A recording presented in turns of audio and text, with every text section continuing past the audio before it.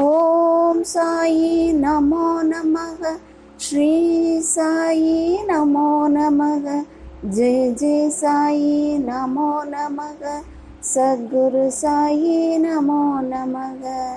ஓம் சாய்ராம். அத்தியாயம் 21. திரு வி.ஹெச். தாகூர், ஆனந்தராவ் பாடன்கர், பண்டரிபுரத்து வக்கீல் ஆகியோரின் கதைகள். இவ்வத்தியாயத்தில் விநாயக் ஹரிச்சந்திர தாகூர், புனேவை சேர்ந்த ஆனந்தராவ் பாடன்கர், பண்டரிபுரத்தை சேர்ந்த ஒரு வக்கீல் ஆகியோரின் கதைகளை ஹேமந்த் பந்த் விவரிக்கின்றார். இந்த கதைகள் எல்லாம் நிறைந்த சுவையானவை. அவைகளை மிகவும் கவனத்துடன் கற்று கிரகித்து கொண்டால் வாசகர்களை அது ஆன்மீக பாதைக்கு அழைத்து செல்லும். முன்னுரை. முற்பிறவிகளில் சேகரித்த நல்வினைகள் என்ற ரூபத்திலுள்ள நல்ல நல்ல அதிர்ஷ்டமே முனிவர்களின் கூட்டுறவை நாம் பெறுவதற்கு அடிகோலி.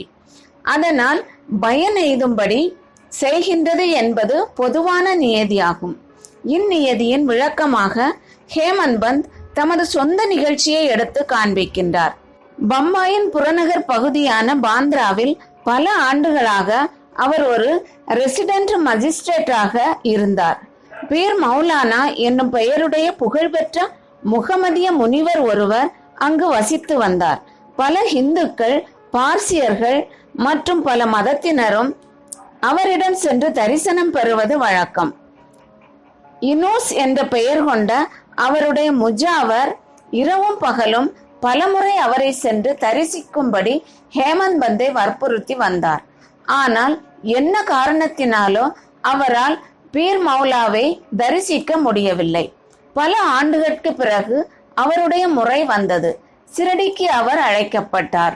அவர் அங்கேயே சாய்பாபாவின் தர்பாவில் நிரந்தரமாக சேர்க்கப்பட்டார். துரதிர்ஷ்டம் உள்ளவர்கள் முனிவர்களின் இத்தொடர்பை பெறுவதில்லை. அதிர்ஷ்டசாலிகள் மட்டுமே அதை பெறுகிறார்கள். முனிவர்களின் நிறுவனங்கள் நினைவுக்கும் எட்டாத பழங்காலத்திலிருந்து இவ்வுலகில் முனிவர்களுடைய நிறுவனங்கள் இருந்து வந்திருக்கின்றன. வெவ்வேறு முனிவர்கள் வெவ்வேறு இடங்களில் தம்மைத்தாம் தோற்றுவித்துக் கொண்டு தங்களுக்காக ஒதுக்கப்பட்ட பணி திட்டங்களை நிறைவேற்றுகிறார்கள். வெவ்வேறு இடங்களில் செயலாற்றிய போதும் அவர்கள் அனைவரும் ஒருவரே ஆவர். அனைத்தும் வல்ல பரம்பொருள் என்கின்ற பொதுவான ஆணையுரிமையின் கீழ் அவர்கள் அனைவரும் ஒத்திகையுடன் செயல்படுகின்றார்கள். அவர்கள் ஒவ்வொருவருக்கும் மற்றவர்கள் தத்தம் இடங்களில் என்ன செய்து கொண்டிருக்கிறார்கள் என்பது மிக நன்றாகவே தெரியும். தேவை ஏற்படும் போது பெரிதொருவரின் வேலையை நிறைவு செய்கிறார்கள். இதை விளக்கும் ஒரு நிகழ்ச்சி கீழே தரப்படுகிறது. திரு தாகூர். வி.ஹெச். தாகூர் B.A. என்பவர் வருவாய்த்துறை அலுவலகத்தில் ஒரு குமாஸ்தா. அவர் ஒரு முறை ஒரு சர்வே கோஷ்டியுடன் பெல்ஹாமுக்கு அருகிலுள்ள வட்காவனுக்கு வந்தார். அங்கு அவர் கன்னட முனிவர் ஒருவரை கண்டு அவர் முன் வணக்கம் செலுத்தினார். நிச்சலதாசின் விசார சாகரம் என்ற நூலில் ஒரு பகுதியை அவையோரின் முன் எடுத்து விளக்கி கொண்டிருந்தார். தாகூர் புறப்படுவதற்காக முனிவரிடம் விடைபெறும் போது அவர், நீ இந்த புத்தகத்தை கற்க வேண்டும். அங்கனம் செய்வாயே ஆயில் உனது விருப்பங்கள் நிறைவேற்றப்படும். எதிர்காலத்தில் உனது அலுவலக கடமைகளின் நிமித்தமாக நீ வடக்கே செல்லும் போது உனது நல்ல அதிர்ஷ்டத்தினால் ஒரு பெரிய முனிவரை காண்பாய். அவர் உனக்கு எதிர்காலத்துக்கு உரிய வழியை காண்பிப்பார். உனது மனதுக்கு ஓய்வு கொடுத்து உன்னை மகிழச் செய்வார் என்று கூறினார். பின்னர் அவர் ஜுன்னருக்கு மாற்றப்பட்டார். நானேகாட் என்ற நானே மலைத்தொடரை அவர் கடந்து செல்ல வேண்டியதாய் இருந்தது. மலைத்தொடர் மிகவும் செங்குத்தானதாகவும் கடப்பதற்கு இயலாததாயும் இருந்தது. அதனை கடக்க ஒரு எருமை மாட்டை தவிர வேறு எவ்வித போக்குவரத்து வசதியும் இல்லை. எனவே மலைத்தொடரின் மீது செல்வதற்கு அவர் எருமையின் மீது சவாரி செய்ய வேண்டியதாயிற்று. அது அவரை மிகுந்த அசௌகரியத்திற்கும் வலிக்கும் உட்படுத்தியது. பின்னர் அவர் கல்யாணுக்கு உயர்ந்த பதவியில் மாற்றப்பட்டார். அங்கு அவருக்கு நானா சாஹேப் சாந்தோர்கரின் பழக்கம் ஏற்பட்டது. சாய்பாபாவை பற்றி அவரிடமிருந்து நிரம்ப கேள்விப்பட்டிருந்தார். அவரை பார்க்க விரும்பினார். அடுத்த நாள் நானா சாஹேப் சிரடிக்கு செல்வதாக இருந்தார். போகும்போது தாகூரையும் தன்னுடன் கூட வரும்படி அழைத்தார். தாகூரால் அவருடன் செல்ல இயலவில்லை. ஏனெனில் ஒரு சிவில் வழக்கு விஷயமாக அவர் தானே சிவில் கோர்ட்டில் ஆஜராக வேண்டியிருந்தது. எனவே நானா சாஹேப் தனியாக சென்றார். தாகூர் தானேவுக்கு சென்றார். ஆனால் அங்கு விசாரணை ஒத்தி போடப்பட்டது. பின்னர் அவர் தாம் நானா சாஹேப்புடன் செல்லாததற்கு பச்சாதாபப்பட்டார். எனினும் அவர் சிரடிக்கு சென்றார். அங்கு சென்றபோது அதற்கு முதல் தினமே நானா சாஹேப் சிரடிக்கு விட்டு சென்றதாக அறிந்தார். அவ்விடத்தில் சந்தித்த அவருடைய மற்ற நண்பர்கள் அவரை பாபாவிடம் அழைத்து சென்றார்கள். அவர் பாபாவை தரிசித்து அவருடைய பாதங்களில் வீழ்ந்து வணங்கினார். அளவு கடந்த மகிழ்ச்சி அடைந்தார். அவர் கண்களில் ஆனந்த கண்ணீர் பொங்கியது. அவர் உடம்பு புல்லரித்தது. சிறிது நேரத்திற்கு பின்னர் எங்கும் நிறை பேரறிவாளராகிய பாபா அவரை நோக்கி, இவ்விடத்தினுடைய வழியானது கன்னட தேச முனிவரான அப்பாவின் உபதேசங்களை போன்றோ நானே காட்டின் எருமை சவாரியை போன்றோ அவ்வளவு எளிதானதன்று. இவ்வாத்மீக வழியில் அது மிகவும் கடினமானதாகையால் நீர் உமது மிகச்சிறந்த முயற்சியை கைகொள்ளுதல் அவசியமாகும் என்று கூறினார். தாம் மட்டுமே அறிந்த இத்தகைய உட்கருத்து வளம் சரிந்த அடையாளங்களையும் சொற்களையும் கேட்டு தாகூர் ஆனந்த கழிப்பில் மூழ்கினார். கன்னட தேச முனிவரின் மொழிகள் உண்மையானதை தெரிந்து கொண்டார். பின்னர் அவர் தனது இரு கரங்களையும் கூப்பி வணங்கி தன் சென்னியை பாபாவின் பாதங்களில் வைத்து தாம் ஏற்றுக்கொள்ளப்பட்டு ஆசீர்வதிக்கப்பட வேண்டும் என்று வேண்டினார். பின்னர் பாபா கூறினார், அப்பா, உன்னிடம் சொன்னது சரியானதே. ஆனால் இவைகள் பயிலப்பட்டு வாழ்க்கையில் கடைபிடிக்கப்பட வேண்டும். வெறும் கல்வியினால் பயன் ஏதும் இல்லை. நீங்கள் சிந்தித்து கற்றபடி நெறியில் நிற்றல் வேண்டும். இல்லாவிடில் அவைகளால் ஒரு பலனும் இல்லை.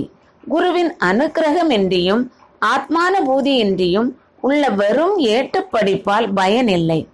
விசார சாகரம் என்ற நூலின் கோட்பாட்டியல் பகுதி தாகூரினால் படிக்கப்பட்டு வந்தது. ஆனால் ஷிரடியில் அவருக்கு நடைமுறையிலான வழி காண்பிக்கப்பட்டது. பின்னால் கொடுக்கப்பட்ட மற்றொரு நிகழ்ச்சியும் இவ்வுண்மையை இன்னும் அதிக வன்மையுடன் வெளிக்கொணர்கிறது. ஆனந்த்ராவ் பாடன்கர்.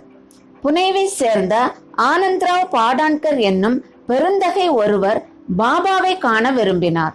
அவர் சிரடிக்கு வந்து பாபாவின் தரிசனத்தை பெற்றார். அவரது கண்களில் ஆவல் நிறைவேறின. அவர் மிகவும் ஆனந்தம் அடைந்தார். பாபாவின் பாதங்களில் வீழ்ந்து உரிய வழிபாட்டை நிகழ்த்திய பின்பு பாபாவிடம், நான் ஏராளமாக படித்திருக்கிறேன். வேதங்கள், வேதாந்தங்கள், உபனிஷதங்கள் இவைகளை பயின்றும் பிராணங்களை கேட்டும் இருக்கிறேன். என்றாலும் எனக்கு மன அமைதி ஏற்படவில்லை. எனவே எனது கல்வி அறிவு யாவும் பயனற்றவை என நினைக்கிறேன். எளிய ஒன்றும் அறியாத பக்தியுள்ள மக்கள் என்னை விட சிறந்தவர்கள். மனம் அடங்கினாலன்றி எந்த நூலறிவும் பயனில்லை.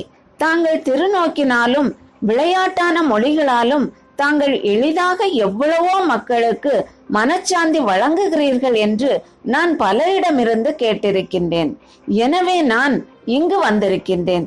தயவு செய்து என் மேல் இரக்கம் காண்பித்து என்னை ஆசீர்வதியுங்கள் என்று கூறினார். இதற்கு பாபா ஒரு உருவக கதையை அவருக்கு சொன்னார். 9 லத்தி உருண்டைகளின் கதை.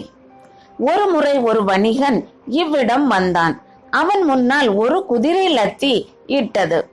வணிகன் மனமார்ந்த அக்கறையுடன் தனது வேட்டியின் முனையை விரித்து அந்த 9 உருண்டைகளையும் அதில் சேகரித்தான். அதன் மூலம் அவன் மன ஒருமைப்பாட்டை அடைந்தான். பாடன்கருக்கு இக்கதையின் உட்பொருள் விளங்கவில்லை. எனவே அவர் கணேஷ் தாமோதர் என்ற தாதா ஹேல்கரிடம், பாபா இதன் மூலம் என்ன பொருள் கொள்கிறார் என்று கேட்டார். அவர், எனக்கும் பாபா பொருள் கொள்வது சொல்வது அனைத்தும் தெரியாது என்றாலும் அவருடைய தெய்வீக அகத்தூண்டுதலால் நான் தெரிந்து கொண்டதை கூறினேன். குதிரையே கடவுளின் அருள். வெளிப்பட்ட 9 உருண்டைகள் பக்தியின் ரூபங்கள் அல்லது வகைகள். அவையாவன: சிரவணம், கீர்த்தனை, ஸ்மரணம், பாதசேவனம், அர்ச்சனை, நமஸ்காரம், தாஸ்யா, சக்கியத்வா, ஆத்ம நிவேதனம் இவைகள் பக்தியின் 9 விதங்கள். இவைகளில் ஏதாகிலும் நம்பிக்கையுடன் பின்பற்றப்பட்டால் பரமாத்மாவாகிய ஹரி மகிழ்வெய்தி பக்தனின் வீட்டில் தாமே வெளிப்படுவார். எல்லா சாதனைகளும், அதாவது ஜபம், தபம், யோக பயிற்சி, வேத பாராயணம், அவைகளின் வியாக்கியான பேச்சு ஆகிய யாவும் பக்தியுடன் சேர்ந்திருந்தாலன்றி முழுவதுமான பயனற்றவையே ஆகும். வேத ஞானம் அல்லது வெறும் ஞானி என்ற புகழ் வெறும் சம்பிரதாயமாக பஜனை இவற்றால் பலனில்லை. அன்பான பக்தியே தேவைப்படுவதாகும். வணிகனை போன்றோ அல்லது உண்மையை தேடும் ஒருவனை போன்றோ உங்களை கருதி கொள்ளுங்கள். 9 வகை பக்தியை விளைவிப்பதில் அல்லது சேகரிப்பதில் அவன் கொண்டதை போன்ற கவலையுடனும் ஆர்வத்துடனும் இருங்கள். அப்போது நீங்கள் நிலையுறுதியையும் மனச்சாந்தியையும் எய்துவீர்கள். அடுத்த நாள் பாடன்கர் பாபாவை வணங்க சென்றபோது பாபா அவரை 9 லத்தி உருண்டைகளையும் சேகரித்தீரா என கேட்டார். அதற்கு அவர் தான் ஒரு எளியவனாய் இருப்பதால் பாபா அவருக்கு முதலில் அருள் செய்ய வேண்டுமென்றும் பின்னர் அவைகளை எளிதாக சேகரிக்கலாம் என்றும் தெரிவித்தார். அதன் பின் பாபா அவரை ஆசீர்வதித்து அவர் மன அமைதியையும் நன்மையையும் அடைவார் என்று கூறி ஆறுதல் அளித்தார். இதை கேட்டு பாடன்கர் அளவு கடந்த இன்பமும் மகிழ்ச்சியும் அடைந்தார். பண்டரிபுரத்து வக்கீல் பாபாவின் எங்கும் நிறை பேரறிவையும் மக்களை திருத்துவதையும் சரியான பாதையில் அவர்களை நெறிப்படுத்துவதையும் காட்டும் சிறுகதை ஒன்றினை கூறி இவ்வத்தியாயத்தை முடிப்போம். ஒரு முறை பண்டரிபுரத்திலிருந்து ஒரு வக்கீல் ஷிரடிக்கு வந்து மசூதிக்கு சென்றார். சாய்பாபாவை கண்டார். அவர் தம் பாதத்தின் அடியில் வீழ்ந்தார். கேட்காமலேயே சிறிது தட்சிணை அளித்தார். ஒரு மூலையில் அமர்ந்து நடைபெற்று கொண்டிருக்கும் உரையாடலை கேட்க ஆர்வமுள்ளவராக இருந்தார். பின்னர் பாபா தமது முகத்தை அவர் பக்கம் திருப்பி, மக்கள் தாம் எவ்வளவு வஞ்சனை உடையவர்களாக இருக்கிறார்கள், அவர்கள் பாதங்களில் விழுகிறார்கள், தட்சிணை அளிக்கிறார்கள், ஆனால் அந்தரங்கமாக காணாவிடத்தில் திட்டுகிறார்கள், இது அற்புதமாக இல்லையா என்று கூறினார். இக்குல்லாய் வக்கீலுக்கு பொருத்தமாக இருந்தது. ஒருவருக்கும் இக்குறிப்பு விளங்கவில்லை. வக்கீல் இதை கிரகித்தார். ஆனால் அவர் அமைதியாய் இருந்தார்.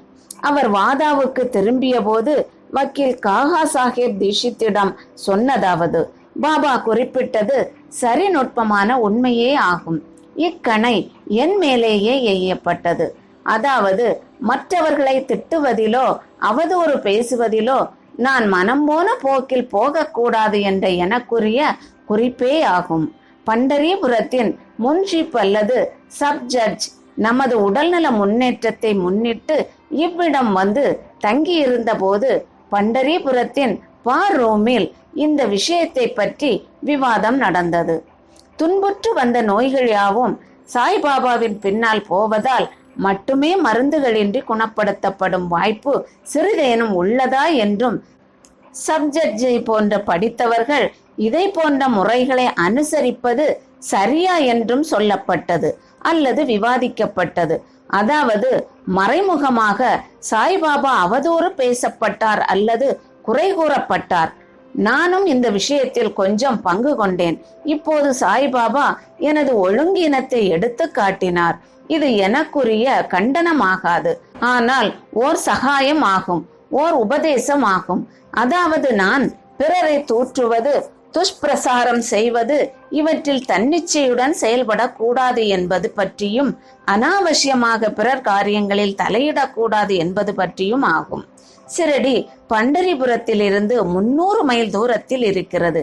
எனினும் அங்குள்ள பார் அறையில் என்ன நிகழ்ந்தது என்பதை பாபா தமது எங்கும் நிறை பேரறிவால் அறிந்திருந்தார்.